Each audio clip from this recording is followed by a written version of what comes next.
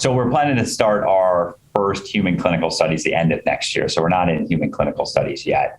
But as we look at that, we continue to look at what is the manufacturability of these? How do we move these forward? And I think that's really where, as a company, we've benefited by already commercializing the matrix itself, right? So we understand single usage. We understand how you scale, how you have to do all the various releases. So we have a really good plan and to be able to, how do you scale that up? And the beauty of what we're creating, right, is the organ, once we recellularize it, that's really a closed system. You're able to do that in a bioreactor in a single kind of footprint, because now you have the surface area, and it's really the additional media and other things that we have to do during that process, which really allows us, we believe, to scale very well, and to be able to meet that need.